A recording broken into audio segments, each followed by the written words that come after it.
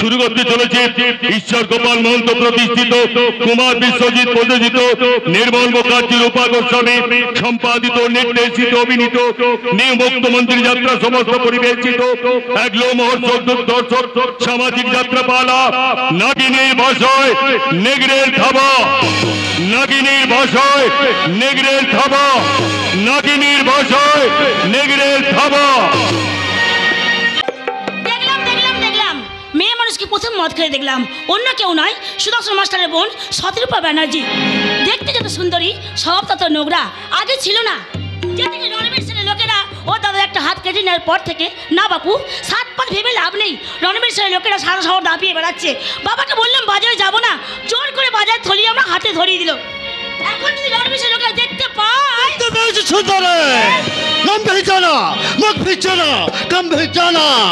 তুমি गुंडा कम औरत का इज्जत শুধু না, लेकिन আমি নয়, আমি তোমাকে সিরাপ ছবে তোমাকে নিয়ে খেলা করবে আমার বস রণবীর না না না বাবা। তোর বাবা কেন এই খেলা গুন্ডার হাত থেকে তোর ভগবান তোকে বাঁচাতে পারবে না। আই চলাই চলাই বলছি, ছেড়ে দে বলছি, আমি চিৎকার করব। ছেড়ে দে বলছি, ছেড়ে দে বলছি আমাকে। বাবা বাঁচা, তোকে বাঁচাতে পারবে না। তোর শরীরে জোশ পাউস হয়ে চুষে চুষে খাবে আমার বস রণবীর তারপর তারপর থেকে বিদেশে চালান করে দেবে। আই চলাই চলাই বলছি, চলো। কি হচ্ছে কি হচ্ছে, তুই চিৎকার করছিস কেন? কি তুমি আমার মেয়ে কেন কোথায় যাচ্ছ? ছেড়ে দাও আমার মেয়ে। যাবে না, আমার মেয়ে তোমাদের সঙ্গে কোথাও যাবে না। ছেড়ে দাও আমার মেয়ে।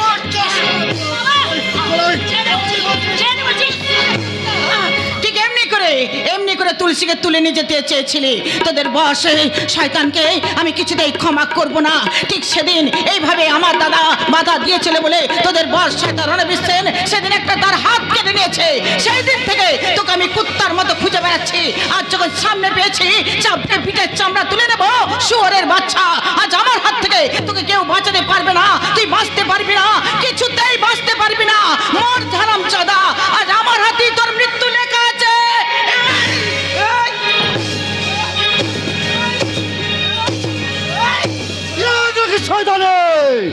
তোর জিন্দগি জলদি জলদি বরবাদ করে দেবে আমার বস রণবীর হারামের বাচ্চা।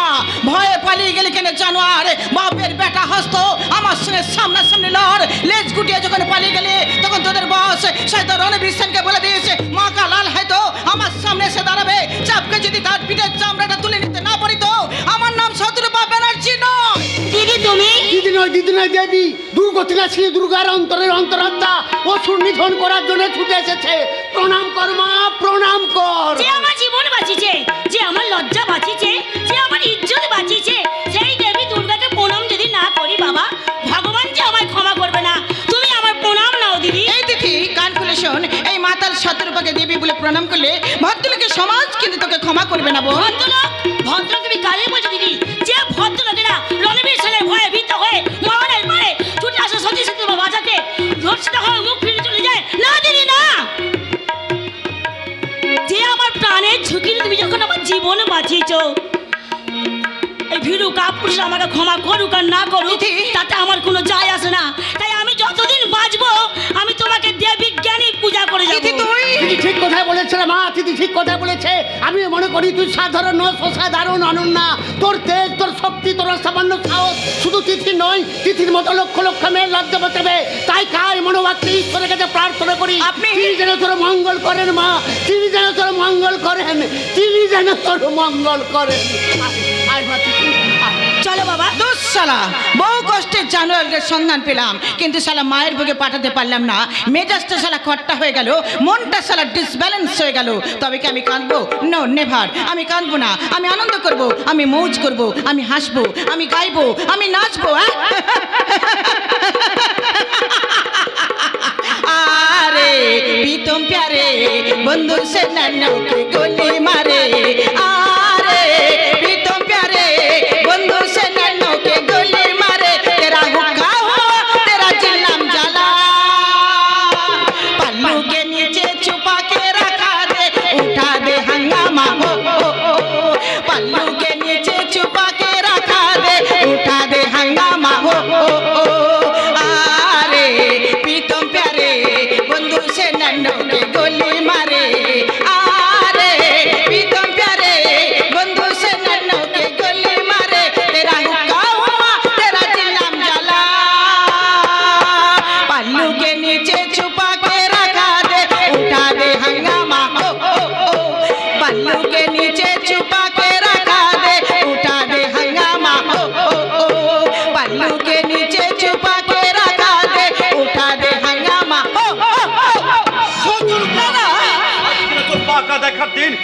বাড়ি পাত্র পক্ষ আসবে আর তুই কিনা মদ খেয়ে রাস্তায় দাঁড়িয়ে মাতলামো করছিস। তোকে আমি কত করে বললাম বাড়ির বাইরে বেরোবি না, তুই কি আমার কোনো কথা শুনবি না? কৈফিয়ত চাইছো দাদা, কৈফিয়ত? হ্যাঁ চাইছি থামো দাদা থামো, তুমি তো জানো আমার জীবনের সব সুখ স্বপ্ন পুড়িয়ে ছাই করে দিয়েছে শয়তান রণবীর সেন তোমার জীবন যন্ত্রণার আগুনে।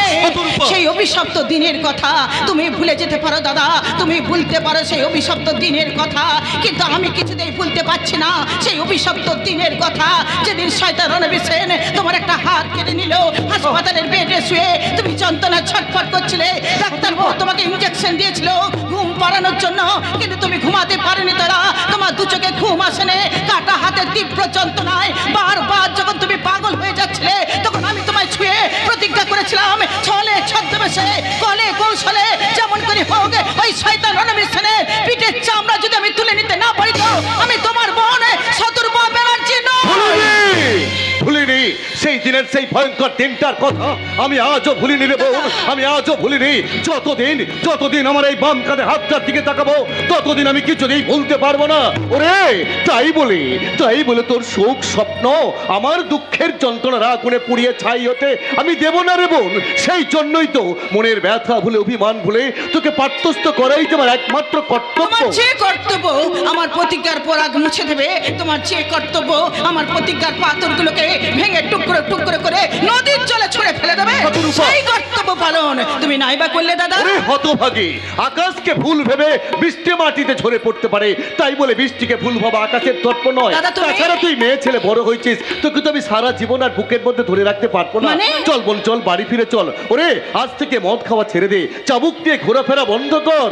ওরে হতভাগী, প্রতিহিংসার পরাগ অন্তরের অন্তরস্থল থেকে মুছে দিয়ে মনটাকে একটু স্বামীর ঘর করার জন্য তৈরি করে নে রে বোন। তোকে পাঠ্যস্থ না করা পর্যন্ত আমি যে নিশ্চিন্তে ঘুমোতে পারছি না। কোনো কিন্তু নয়, কোনো অজুহাত নয়, আমি তোর জন্য যোগ্য পাত্র দেখে এসেছি এবং পাত্রপক্ষকে কথা দিয়ে এসেছি এই বিয়ে নিশ্চয়ই হবে। আচ্ছা আমাকে না জানে ভেতরে ভেতরে তুমি অনেকখানি এগিয়ে গেছো তাই না দাদা? কেন এগোবো না? তুই কি আর ছোট আছিস, বড় হয়েছিস, বিবাহ যোগ্য হয়েছিস, আর তুমি চুপ করে থাকতে পারি না? আর ঘুমিয়ে থাকা আমার উচিত নয়। বুঝলাম আমার বারবারান্ত দেখে তোমার কর্তব্য বিবেকে ভীষণ নাড়া দিয়েছে, বেশ আমার আপত্তি নেই, কিন্তু পাত্র মহাশয়ের বাড়িটি কোথায় আমি কি জানতে পারি দাদা? গ্রামের নাম রায়পুর। রায়পুর? তার মানে তুমি আমার গ্রামে বিয়ে দিচ্ছ দাদা? হ্যাঁ রে হতভাগী, হ্যাঁ তুই শহরের মেয়ে হয়েও তুই হবি গায়ের কুলবধূ। গায়ের কুলবধূ? হ্যাঁ, তোর মাথায় থাকবে ঘোমটা, মাথায় থাকবে ঘোমটা, চোখে থাকবে সন্ধ্যাবেলায় তুলসী তলায় সন্ধ্যা প্রদীপ জ্বালানোর স্বপ্ন, প্রদীপ জ্বালানোর স্বপ্ন, আর বুকে থাকবে স্বামী সেবার মন্ত্র। স্বামী সেবার মন্ত্র? কিন্তু দাদা শয়তান রণবীর সেন তোমার একটা হাত কেটে নেওয়ার পর থেকে চাবুক চালানোর যার অভ্যাস হয়ে গেছে, মদ খাওয়ার যার পেশা হয়ে গেছে, সে কি পারবে দাদা, সে কি পারবে তোমার দেয়া এই গুরু দায়িত্ব পালন করতে? নিশ্চয় তুই নিশ্চয়ই পারবি রে হতভাগী। ওরে আমাদের মা ছিল গ্রামের মেয়ে, তুই তার পেটে জন্মেছিস, আমার বিশ্বাস তুই সব কিছু মানিয়ে নিতে পারবি। তোর পরনে থাকবে লাল পার গরদের শাড়ি, মাথায় থাকবে ঘোমটা, আর চোখে থাকবে সন্ধ্যাবেলায় তুলসী তলায় সন্ধ্যা প্রদীপ জ্বালানোর স্বপ্ন। হাতে শঙ্খ প্রদীপ নিয়ে তুই ঠাকুর মন্দিরে দাঁড়িয়ে বলবি জাগো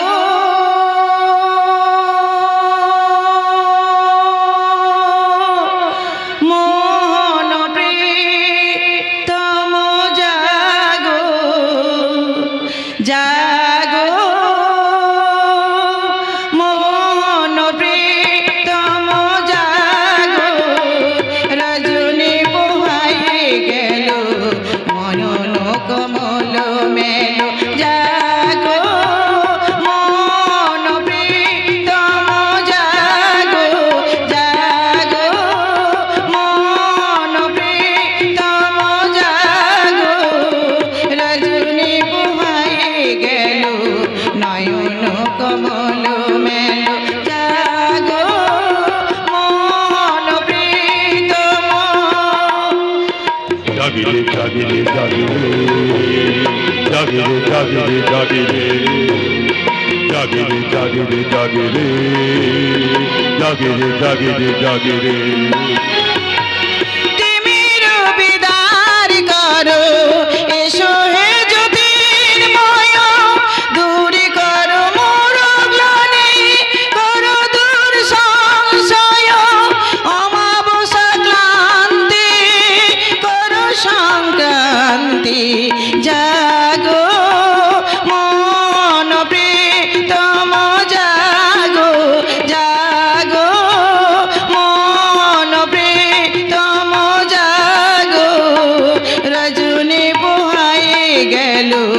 নয়ন কমল মেলো জাগো মন প্রীতম জাগো জাগো মন প্রীতম জাগরে জাগরে জাগরে জাগরে জাগরে জাগরে জাগরে জাগরে জাগরে জাগরে জাগরে জাগরে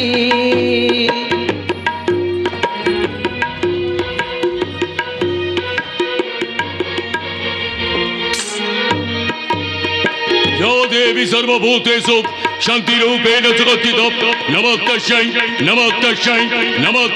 नमो नमः या देवी सर्वभूतेषु मातृरूपेण जगत्थितो नमो तस्यै नमो नमः या देवी सर्वभूतेषु शक्तिरूपेण जगत्थितो नमो तस्यै नमो नमः या देवी सर्वभूतेषु नमो तस्यै नमो এবার আমি জানবাজি রেখে ওই শয়তানকে তুলে নিয়ে আসবো। বলো হারামজাদি কোথায়? মদ খেয়েছে, বাড়ি যেতে পারবে না, নিশ্চয়ই পথে পড়ে আছে। মেয়ে মানুষের মদ খাচ্ছে, তোর মানে হারামজাদি একটা মাতা, একটা মাতাল মেয়ে, তোর মতো একটা তেজি কুত্তাকে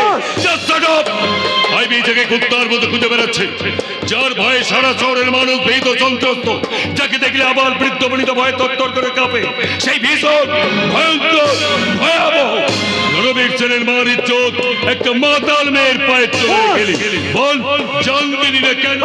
আমি আগেও বলেছি, আবারও বলছি, ওই শয়তানি জাল ছিঁড়ে পালিয়েছে, কিন্তু পুকুর থেকে পালাতে পারেনি। হাসপাতালে ট্রিটমেন্ট করতে গিয়ে পাড়া প্রতিবেশীর মুখে শুনলাম কয়েকদিনের মধ্যে ওই শয়তানির বিয়ে। যে গ্রামে বিয়ে হচ্ছে সে গ্রামের নাম রায়পুর, জেলা বর্ধমান। যে বাড়িতে বিয়ে হচ্ছে সে বাড়ি করতে নিরুপমা দেবী, দূর সম্পর্কে আমার পিসি।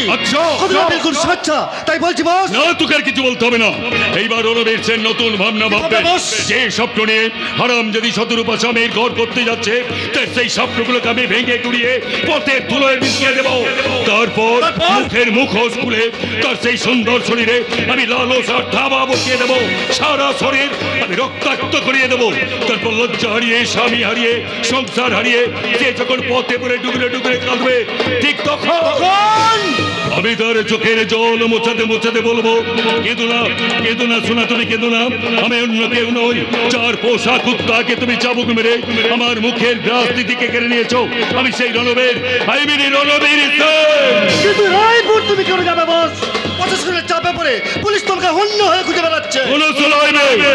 কোন পুলিশের ক্ষমতা হবে না এই রণবীর সেনকে জেলের মধ্যে ঢোকায়। সকলের চোখে তুলে দিয়ে এই রণবীর সেন রায়পুর যাবে নতুন রূপে, নতুন সাজে, নতুন অভিজ্ঞতা।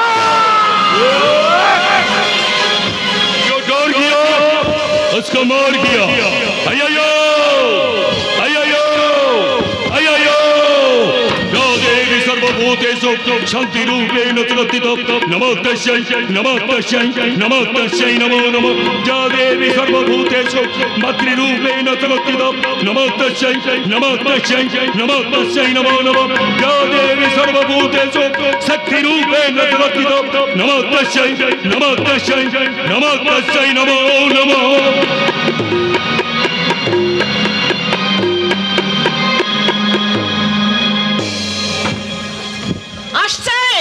আসছে একটা চোর গুন্ডার বোন, এই চৌধুরী বাড়ির বউ হয়ে আসছে।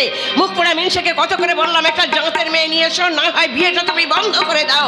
আমার কোনো কথাই কানে তুললো না। ছেলের বউ দেখতে গিয়ে বিয়ের দিন পাকা করে এলো।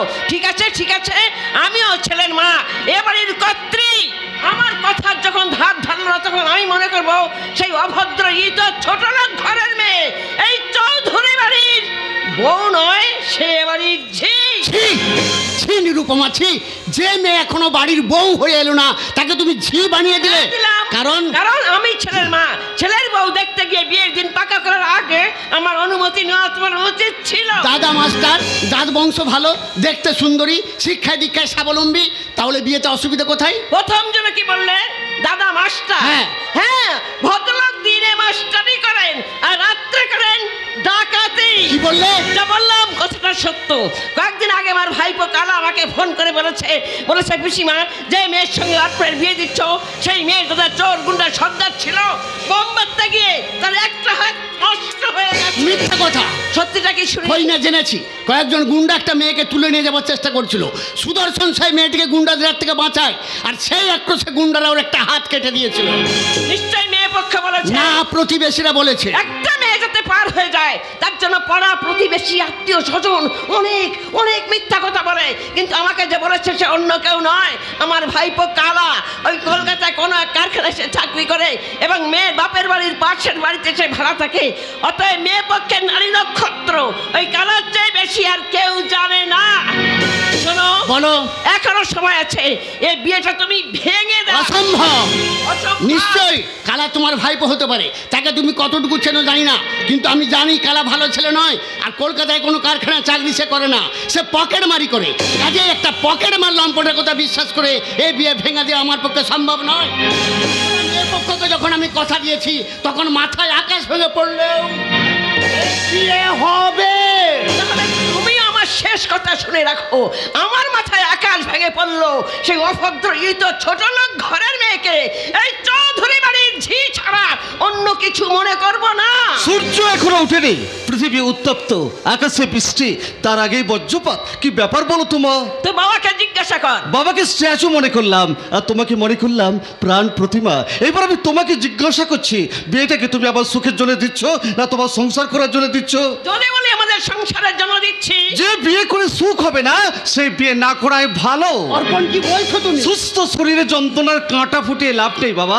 বিয়ে করে সুস্থ মস্তিষ্ককে অসুস্থ করা মূর্খের পরিচয়। তাই অনুরোধ করে বলছি এই বিয়েটা ভেঙে দিন। মেয়ের দাদাকে আমি কথা দিয়েছি, কথা ফিরে দিন। লগ্ন ধরা হয়ে গেছে। বাদ দিয়ে দিন। আমি অমানুষ নই। মায়ের অপছন্দের পাত্রীকে এ বাড়িতে বউ করে আনলে ভবিষ্যতে আপনি অমানুষ বনে যাবেন। অর্থেন্দু চৌধুরী প্রতিকার জানে। আরে থামো থামো থামো।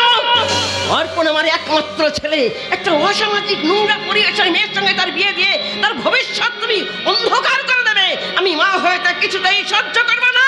মা তুমি? তুই আমার কথা শোন বাবা, আমার কথা শোন। কালা আমাকে ফোন করে বলেছে পিসিমা, যে মেয়ের সঙ্গে অর্পণের বিয়ে দিচ্ছ সেই মেয়ের দাদা চোর গুন্ডা সর্দার ছিল, বোম মারতে গিয়ে তার একটা হাত নষ্ট হয়ে গেছে। বাবা, বাবা এই কথা কি সত্যি? ভাবছো কি করে যে আমি তোমাকে ডোবাচ্ছি? না না বাবা না, আমি ভাবছি না, মামাকে ভাবিয়ে তুলেছে। এবার তুমিই ভেবে ঠিক করে নাও তুমি কাকে বিশ্বাস করবে, তোমার মাকে না আমাকে। আমি বল বাবা অর্পণ, তুই কাকে বিশ্বাস করিস, আমাকে না তোর বাবাকে? কাকে বললে তুমি খুশি হবে মা? আমাকে। বাবার কাছে যে আমি অপরাধী হয়ে যাব, কারণ বাবা যে আমাকে জন্ম দিয়েছে। আর আমি তোকে 10 মাস 10 দিন পেটে ধরেছি। তবু শাস্ত্র ধর্ম সংবিধান বলছে ছেলের পরিচয় বাবা। বাবা তার মানে? তার মানেটা তুমি নিজেই ঠিক করে নাও মা, সেই সঙ্গে আরো ঠিক করে নাও আমি কার কথা শুনবো, তোমার না বাবার? আমার। বাবার কাছে আমি অপরাধী হয়ে যাব মা। কি বললি তুই? হ্যাঁ মা, ঠিকই বলছি। তুমি মায়েটা বুঝতে পারলে না মা, বুঝতে পারলে না। শোনো মা, স্ত্রীর কর্তব্য স্বামীকে রক্ষা করা, ধ্বংস করা নয়। স্ত্রীর উচিত স্বামীকে বড় ভাবা, সমাজে ছোট করা নয়। স্ত্রীর ধর্ম স্বামীর কাছে বাধা দেয়া নয়, তাকে প্রেরণা দেয়া। কিন্তু তুমি তো তার ব্যতিক্রম, আর ব্যতিক্রম হওয়ার কারণ তুমি নিজেকে বাবার চেয়ে সম্মানী ভাবো, দামি ভাবো, জ্ঞানী ভাবো। তাই তো তোমার মতামত না নিয়ে বাবা আমার বিয়েটা দিচ্ছেন বলে তুমি এই বিয়েটা ভেঙে দিতে যাই। না না মা না, তুমি স্ত্রী হয়ে স্বামীকে অপমান করতে চাইলেও আমি তো ছেলে হয়ে বাবাকে অপমান করতে পারবো না। আর অপমান করতে পারবো না বলে বলছি মেয়ের দাদা একটা গুন্ডা ডাকাত দলের সর্দার হলো আমি আমার জন্মদাতা সম্মান রক্ষার্থে এ বিয়েতে রাজি রাজি রাজি।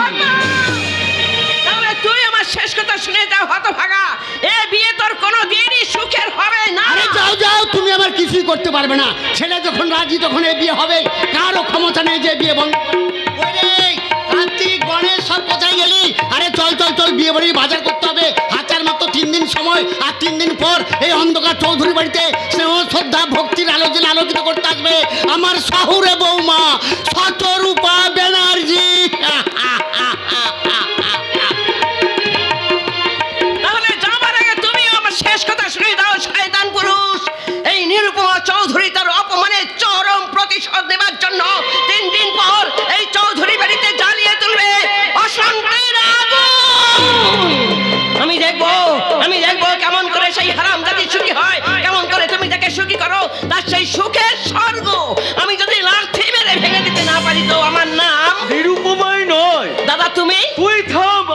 ভাবছি। কি ভাবছো দাদা? ওদের বাড়ির চাকর গণেশের মুখে সব কথা শুনলাম, তোর মতামত না নিয়ে ওই সুরের বাচ্চা ভগিনীপতি ভাগ্নের বিয়ে দিচ্ছে। যা শুনেছো সেটা সত্যি। তুই থাম, আমি ভাবছি তুই পশুপতির বোন আর শুয়োরের বাচ্চা ভাগ্নি। কি বলে শুয়োরের বাচ্চা?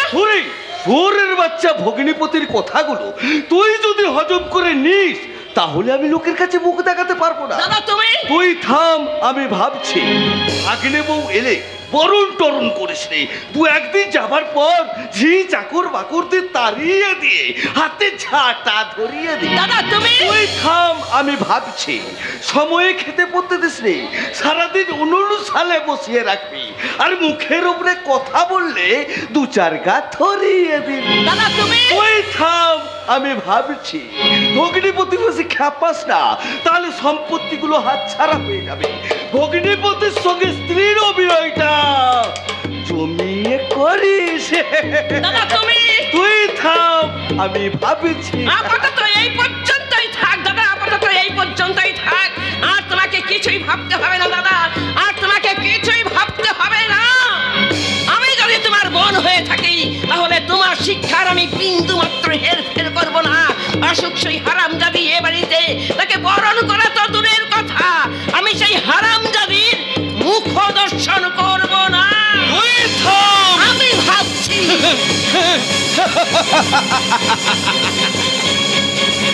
ভাবছি দাদা, ভাবছি যে বাড়িতে তুমি আমার বিয়ে দিচ্ছ সেই বাড়িতে আমার সুখ আছে তো?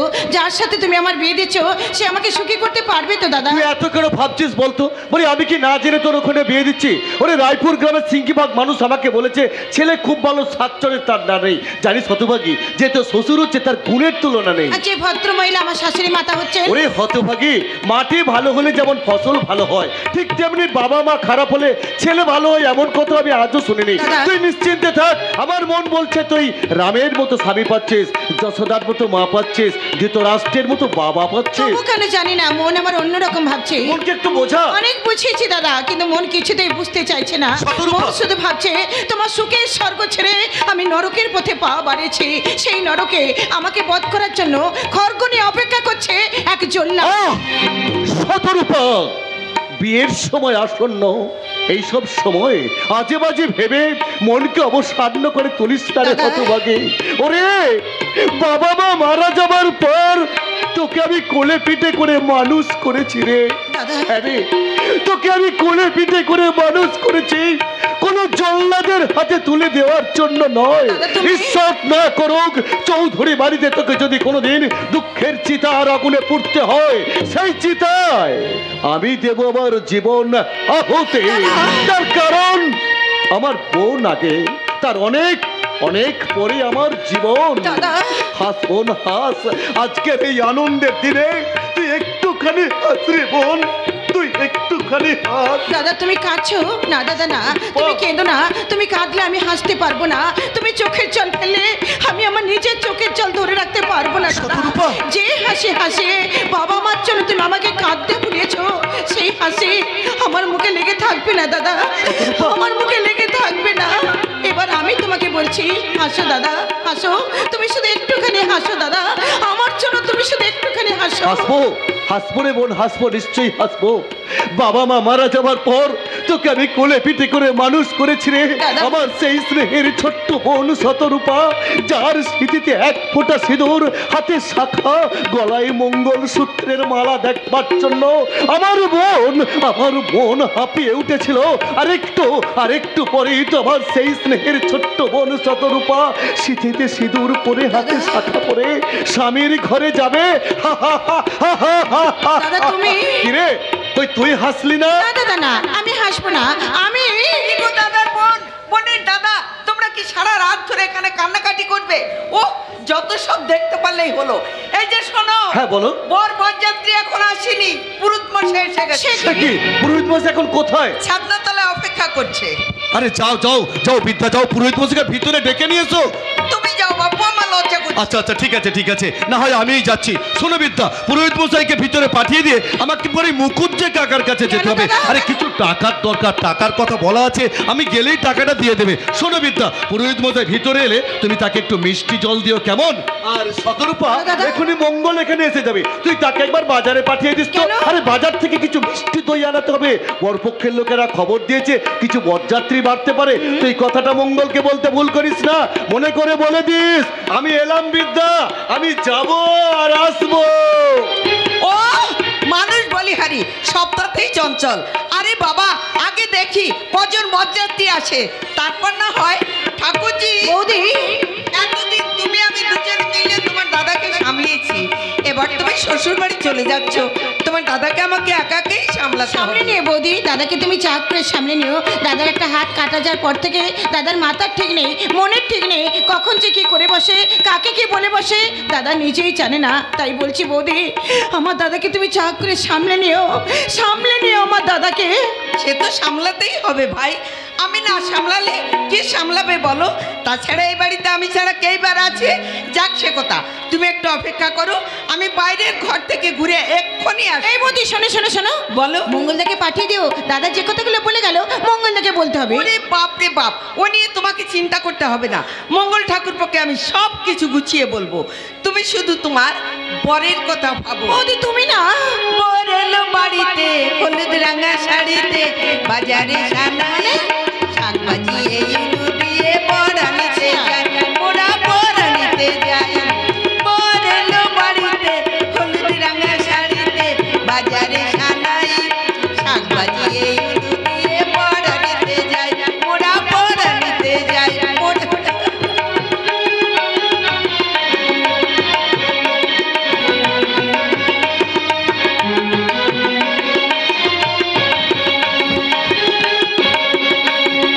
পালকি চড়ে বর আসবে টোপর মাথায় দিয়ে, শাক বাজিয়ে উলু দিয়ে করবে তোকে বিয়ে। পালকি চড়ে বর আসবে টোপর মাথায় দিয়ে, শাক বাজিয়ে উলু দিয়ে করবে তোকে বিয়ে। বাসর ঘরে বলবে তোকে দেখিল তোর মুখটা। শাক বাজিয়ে উলু দিয়ে বর আনিতে যাই, মোরা বর আনিতে যাই। বর এলো বাড়িতে হলুদ রাঙা শাড়িতে, বাজারে সানাই শাক বাজিয়ে উলু দিয়ে বর আনিতে যাই, মোরা বর আনিতে যাই, মোরা বর আনিতে যাই।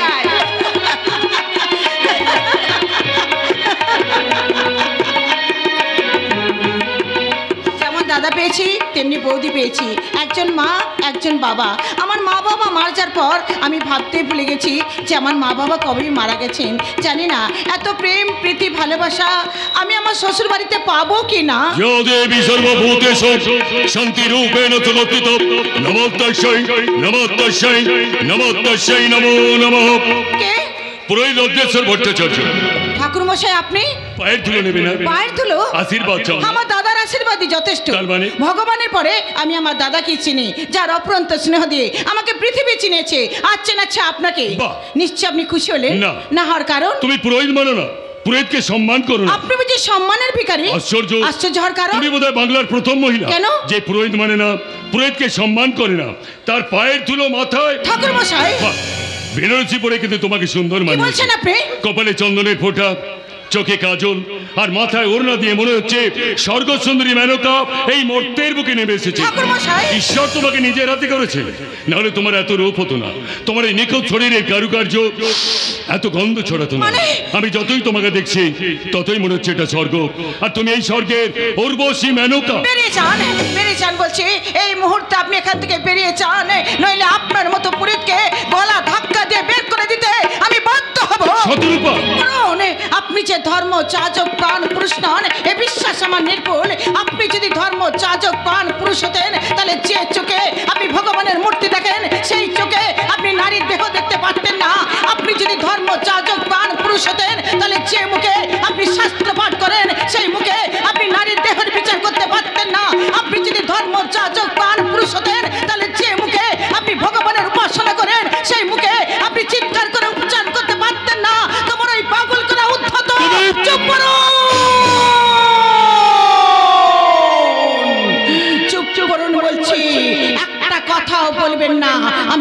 জানতে চাইছি আপনি সেখান থেকে যাবেন না যেটুকু মান সম্মান অবশিষ্ট আছে সেটুকু আপনি খোয়াবেন। আমি আগেও বলেছি আবারও বলছি সেখান থেকে না গেলে আপনার মতো ভণ্ড পুরোহিতকে গলা ধাক্কা দিয়ে এই মুহূর্তে আমি বের করে দিতে বাধ্য হব।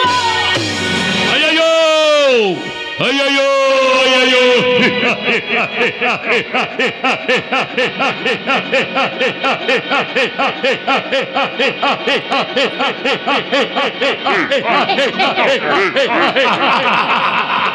ये हाथ नहीं, ये हाथ नहीं, मेरा तकदीर बदलने का हाथों है।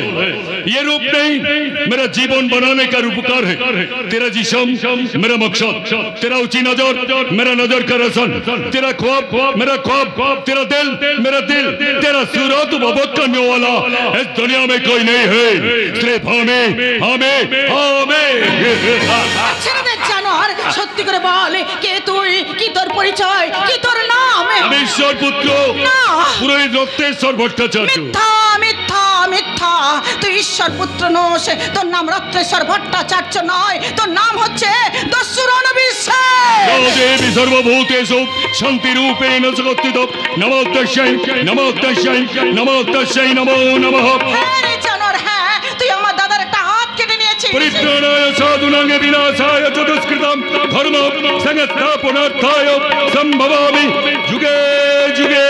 আমার ভুল হয় না, ভাবনা আমার এতটুকু ভুল নয়। পুরোহিতের ভেগধারী তুই শয়তান রণবীর সেন। দাদা বৌদি তোমরা কোথায়? শীঘ্রই ছুটে এসো। কি হয়েছে ঠাকুরজি, কি হয়েছে? দাদা দাদা বলে চিৎকার করছো কেন?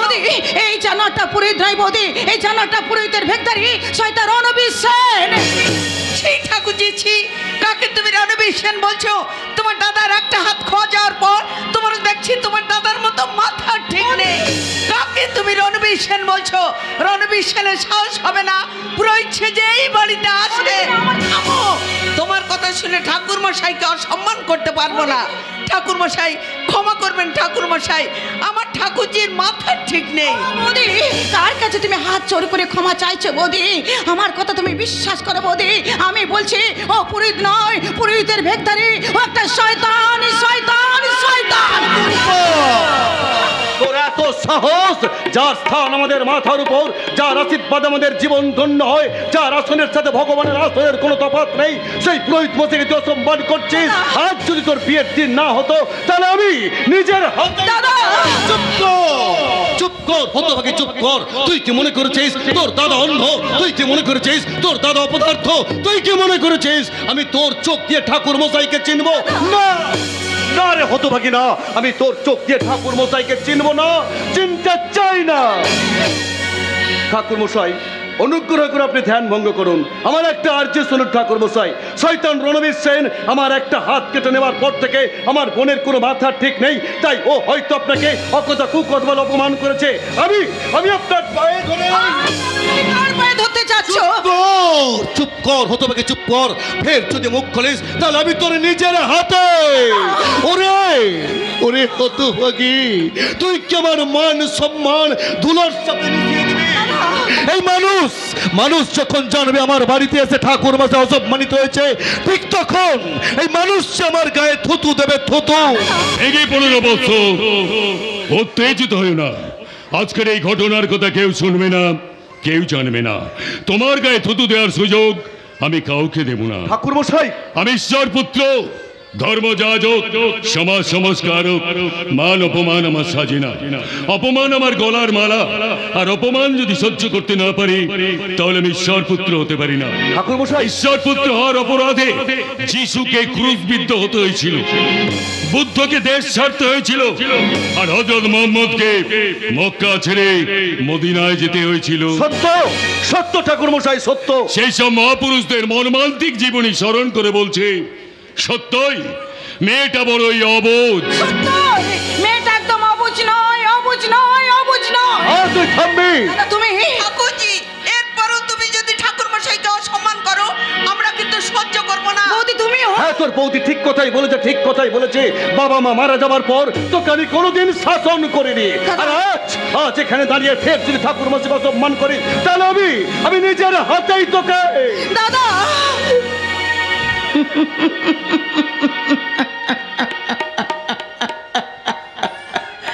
থাক দাদা থাক, আর তুমি উত্তেজিত হয়ে না দাদা, আর তুমি উত্তেজিত হয়ে না। আমি হেরে গেলাম দাদা, আমি হেরে গেলাম সত্যি তোমাদের দুজনের কাছে। আজ আমি হেরে গেলাম, হেরে গেলাম, আমি হেরে গেলাম। কোথায় যাচ্ছিস? বাইরে যাচ্ছি দাদা, বাইরে যাচ্ছি। এখানে থাকতে আমার ভীষণ কষ্ট হচ্ছে, কারণ তোমরা যাকে পুরোহিত বলে মেনে নিচ্ছ, আমার মন বলছে সে পুরোহিত নয়, পুরোহিত হতে পারে না। আমি তাকে পুরোহিত বলে মানতে পারছি না। তাই তোমাদের দুজনের মনের মতো নিজের মনটাকে তৈরি করার জন্য আমি বাইরে যাচ্ছি দাদা, আমি বাইরে যাচ্ছি, আমি বাইরে যাচ্ছি। দাঁড়াও রে, তোর বাইরে যাওয়া হবে না। বর এসে গেছে, বরযাত্রী এসে গেছে, লগ্নের সময় হয়ে গেছে। ঠাকুর মশাই, আপনি বিবাহ কার্য এখনই আরম্ভ করবে, চলুন। আপনি দয়া করে ছাজনা তলায় চলুন। চলুন ঠাকুর মশাই, ছাদনা তলায় চলুন। যেতে তো হবেই, শুভচ্ছ শীঘ্রম লগ্ন আসন্ন। বৎস সুদর্শন, ঠাকুর মশাই, তুমি একটু পরে এসো। বৌমা, তুমি পাত্রীকে ছাত্রাতলায় নিয়ে এসো। পাত্রপক্ষের সঙ্গে আমার কিছু কথা আছে। কথা সেরে আমি এখনই যদা যদা হি ধর্মচক্রাণি ভবতি ভারত অভ্যুত্থানমধর্মস্য তদাত্মানং সিজম্মম পরিত্রাণায় সাধুনাং বিনাশায় চ দুষ্কৃতম ধর্ম সংস্থাপনার্থায় সম্ভবামি যুগে যুগে।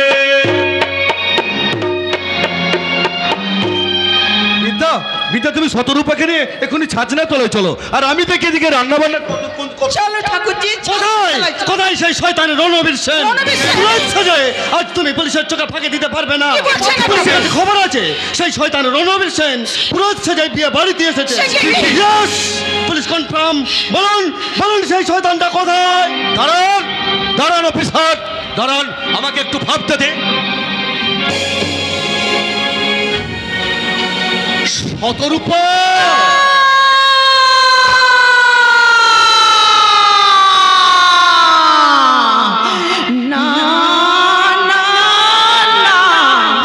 আমার কাছে কিচ্ছু জানতে চেও না, আমাকে কিচ্ছু জিজ্ঞাসা করো না।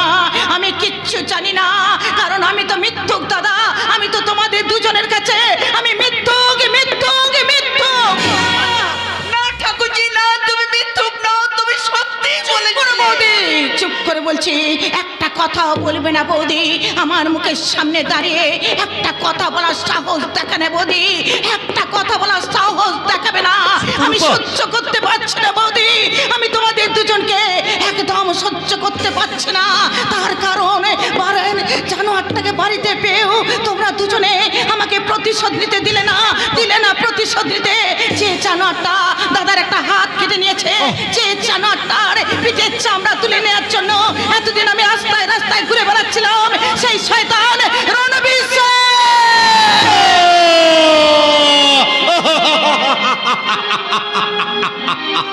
যন্ত্রণা, যন্ত্রণা, মাথার মধ্যে আমার অসহ্য যন্ত্রণা। দেখো তো বিদ্যা, দেখো তো ওই আকাশটা আমার মাথায় ভেঙে পড়েনি তো। দেখো তো বিদ্যাপতি, দেখো তো উড়ন্ত বলাকারা বলছে না তো, অন্ধ সুদর্শন বানাচ্ছে, অপদার্থ সুদর্শন বানাচ্ছে। তুই শুধু তোর নিজের চোখ দিয়ে নিজেকে চিনলি, নিজের মন নিয়ে নিজেকে চিনলি, মনের চোখ দিয়ে শয়তান চিনলি না। যে শয়তান রণবীর সেন তোর একটা হাত কেটে নিয়েছিল, সেই শয়তান রণবীর সেন আমার বাড়িতে। আমি ভাবতে পারছি না।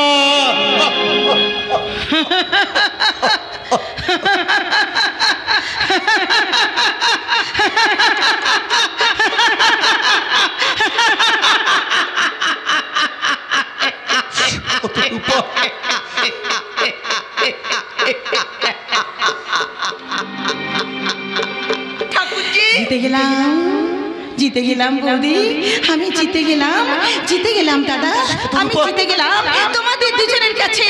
আমি জিতে গেলাম। নেভার, আমি জিততে পারিনি বৌদি, আমি জিততে পারিনি দাদা। আমি তোমাদের দুজনের কাছে জিতলেও, আমি নিজের কাছে জিতলেও, আমি শয়তান রণবীরের কাছে আমি জিততে পারিনি, আমি জিততে পারিনি, জিততে পারিনি। তোমাদের সামনে দাঁড়িয়ে আজ আমি প্রতিজ্ঞা করছি দাদা, আমি প্রতিজ্ঞা করছি বৌদি, আমি জিতবো, আমি তোমাদের দুজনের কাছে জিতবো, আমি শয়তান রণবীরের কাছে জিতবো, আমি নিজের কাছে আমি জিতবো, জিতবো, জিতবো। বর ফিরে যাই যাক, লগ্ন বয়ে যাই যাক, বিয়ে না হয় না হোক, এই মুহূর্তে চাবুক নিয়ে আমি ছুটে যাবো শয়তান রণবীরের সন্ধানে। শুধু শুধু লগ্ন বসতে হবেন, অযথা বর ফিরে যাবে, ভুল হবে বিয়ে বন্ধ করা। ছেড়ে দিয়েছেন, তাকে আর কোনোদিনই ধরতে পারবেন না। তাই বলছি আপনি বিয়ের পিড়িতে গিয়ে বসুন, আমি দেখছি সেই শয়তান রণবীর সেন কোথায় গা ঢাকা দিয়েছে। অফিসার, আপনি আমার কথাটা শুনুন অফিসার, আপনি আমার বাবা, তুমি একটু শান্ত হও।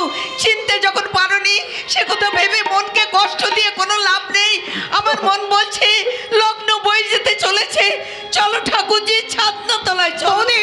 ঠাকুর যা করেন মঙ্গলের জন্যই করেন। বলি এই যে পাত্রীকে আর ছাদনা তলায় নিয়ে যেতে হবে না, কারণ লগ্ন অনেক আগেই বয়ে গেছে। না, আমার মন বলছে লগ্ন এখনো বয়ে যায়নি। মনের সুখে ঘুমলে বোঝা যায় না যে রাত কত হলো। অর্পণ, অর্পণ, চন্দনে ফোঁটা মুছে দিয়ে ফুলের মালা ছিঁড়ে ফেলে দিয়ে বাড়ি ফিরে চল বাবা, বাড়ি ফিরে চল, লগ্ন বয়ে গেছে। দাঁড়ান, যাবেন না। আমার মন বলছে আপনি ছেলের মা, তবু দয়া করে অনুগ্রহ করে আপনি আমার কথাগুলো শুনুন। আপনি একটিবার আমার বোনের মুখের দিকে তাকিয়ে দেখুন।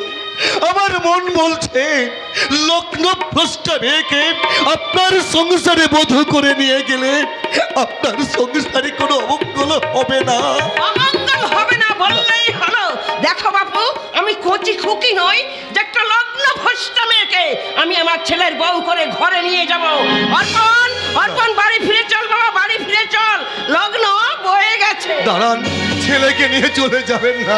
অনুগ্রহ করে আপনি আমার মুখের পানে একটি বার চেয়ে দেখুন। আমি আপনার ছেলের মতন, আমার বোন আপনার মেয়ের মতন, তাই আমি আপনার পায়ে ধরে বলছি। সুদর্শন বাবু, অযথা মায়ের পায়ে পড়বেন না, কারণ একটা লগ্নভ্রষ্টা মেয়েকে আমার পক্ষে বিয়ে করা সম্ভব নয়। বলে দে, বলে দে বাবা, ওদের কানে কামড়ে বলে দে। তখন থেকে বড্ড জ্বালাতন করছে, আর জ্বালাতন করলেই বা মানছে কে? মা তুমি? ভাগ্যিস আমি এসেছিলাম, তোর বাবা এলে ওই লগ্ন ভ্রষ্টা মেয়েটাকে বিয়ে করতে তোকে বাধ্য করাতো। তুমি ঠিক বলেছো মা, শুধু আমি কেন, আমার বাবার সৌভাগ্য যে বাবা এখানে আসেননি। নাম ধরে ডেকে অনুনয় বিনয় করার কোনো প্রশ্নই নেই। আমার মায়ের কোথায় শেষ কথা। তাছাড়া একটা লগ্নভ্রষ্টা মেয়েকে বিয়ে করে সংসারে অমঙ্গল ডেকে আনা আমার পক্ষে। এই যে শুনছেন, যা বলতে হয় আপনি দূর থেকে বলুন না মানে আপনার মার কথা যদি শেষ কথা হয়ে থাকে, অযথা কথা বাড়িয়ে সময় নষ্ট করবেন না। লগ্ন বয়ে গেলেও রাত্রি তো এখনো শেষ হয়নি, তাই আমি ভাবছিলাম। ভেবে কাজ নেই, ভাবের গলায় যখন সত্যের জল বইবে না, তখন রাতের অন্ধকারে আপনাদের ফিরে যাওয়া উচিত। ঠাকুরজি, উনি কি বলতে চাইছেন শোনোই না। ও কি বলবে, ও কি বলবে, ওর কিচ্ছু বলার নেই, কিচ্ছু বলার নেই। যা বলার আমি বলবো, কারণ আমি ওর মাসি নই, আমি ওর মা। তাই আমার কথাই শেষ কথা। তবে আর ভেবে কাজ নেই বাবা, তুই বাড়ি ফিরে চল বাবা, তুই বাড়ি ফিরে চল। না, দয়া করে অনুগ্রহ করে ছেলেকে নিয়ে চলে যাবেন না। আমি আপনার কাছে অনুরোধ করছি। শুধু অনুরোধ গেল, কোনো জড়িবুটিতেই কাজ হবে না, কারণ আমার মা যে মা নন, আমার মা হলেন সাক্ষাৎ অন্নপূর্ণা। ঠিকই তো, ঠিকই তো। কোন সালা বলে ঠিক নয়, যে বলবে আমার মা অন্নপূর্ণা নয়, তার মুখটা আমি জুতিয়ে ভেঙে দেবো না। তবে আমি আমার মায়ের গর্ব, তবে আমি আমার মায়ের অহংকার, তবে আমি আমার মায়ের নারী ছিঁড়া ধন। মা, মাগো তুমি একটু মুখটা ফিরে দাঁড়াও তো মা। কেন রে, মুখ ফিরে দাঁড়াবো কেন? যা বলছি শোনো না মা, ব্যাপার আছে। কি ব্যাপার আছে বলবি তো। তুমি আপত্তি করছো কেন মা? তুমি মুখটা ফিরে দাঁড়াও, আর আমি ওদিকে একটু উচিত শিক্ষা দিচ্ছি। ও মা, তাই নাকি? তা দে বাবা দে, ওদের উচিত শিক্ষা দে। ওই লগ্ন ভ্রষ্টা মেয়েটাকে গতবার বহু ধান্দা করছে, তুই ওদের উচিত শিক্ষা দে। আর আমি এই মুখ ঘুরে দাঁড়িয়েছি। শতরূপা, আমার মাকে বাদ দিয়ে তোমার দাদা বৌদিকে সাক্ষী রেখে তোমাকে লগ্ন ভ্রষ্টা লজ্জার হাত থেকে বাঁচাতে এই সিঁদুর আমি তোমাকে পরিয়ে দিলাম।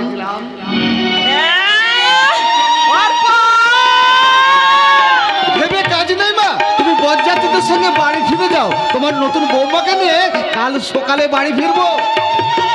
ঠিক আছে, আমি বাড়িতেই ফিরে যাচ্ছি, হতভাগা বাড়িতেই ফিরে যাচ্ছি। হবে বাড়িতে গিয়েই তোদের সব হবে। আরে যাও যাও, তোমার মতো অপেশাদার মাকে আমি কেয়ার করি না, কারণ বাবা যার হাতের মুঠোয় তার মাকে প্রয়োজন হয় না। এমন ভুল তুমি কেন করলে গো মার আমাতে? কেন তুমি আমার স্মৃতিতে সিঁদুর পরিয়ে দিলে? শতরূপা, তুই আর কোনো প্রশ্ন করিস না রে হতভাগী। ওরে ওরে, অর্পণ যে মানুষ, তাই তো অর্পণ মানুষের ধর্ম পালন। দাদা তুমি ঠাকুরজি, তোমার দাদা ঠিক কথাই বলেছে। এসো এসো ভাই অর্পণ। এসো ভাই, বৌদি, আয় রে হতভাগী, আয়। এসো ভাই অর্পণ। ঈশ্বরকে সাক্ষী রেখে আমরা তোদের আশীর্বাদ করছি, তোরা সুখী হ, তোরা সুখী হ, তোরা সুখী হ।